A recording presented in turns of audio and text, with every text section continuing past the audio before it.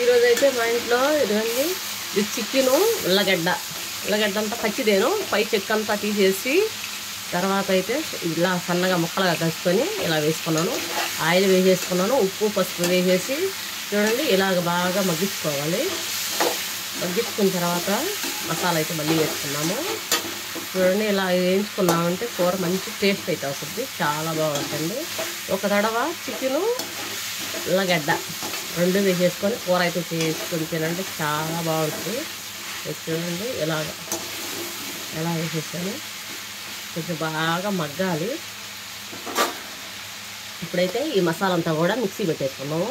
కొబ్బరి, ధనియాలు, చెక్క, లవంగాలు అవన్నీ కూడా వేసేసుకొని అల్లము అంతా వేసేసుకొని మిక్సీ పెట్టేసుకున్నాము పేస్ట్ లాగా.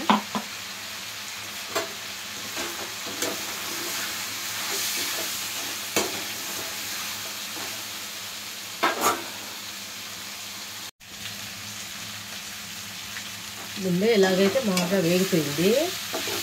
ఇప్పుడైతే మనము మసాలా వేసేసుకున్నాం, మిక్సీ పెట్టుకున్నాం మసాలా అంతా కూడా.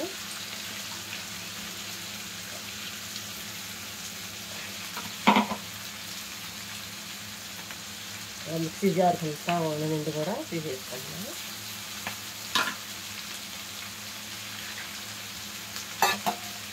తర్వాత అయితే పచ్చిమిరపకాయలు, కొన్ని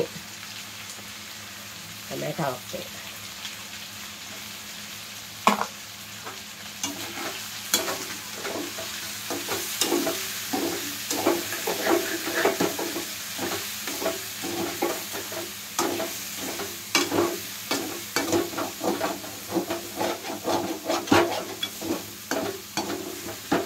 బాగా వంచుకోకుండా చిన్న మంట పెట్టేసుకొని బాగా వేయించుకోవాలి.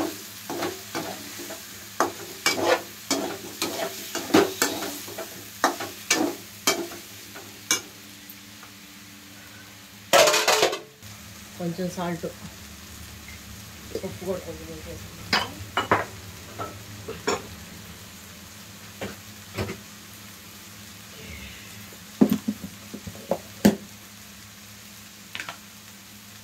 వేసేసుకున్న తర్వాత కారం,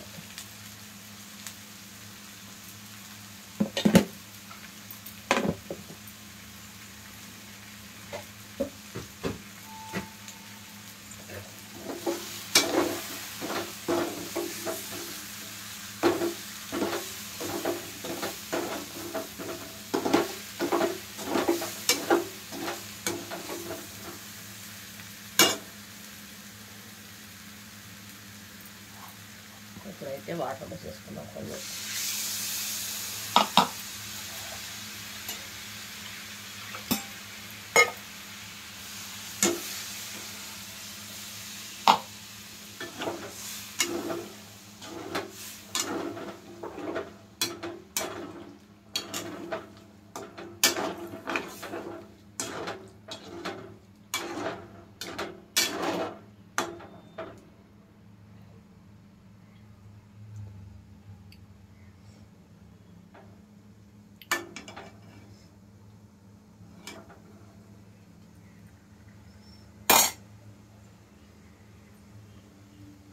కొంచెంసేపు బాగా ఉడికిచ్చేసుకున్నాను, మూత పెట్టేసుకొని.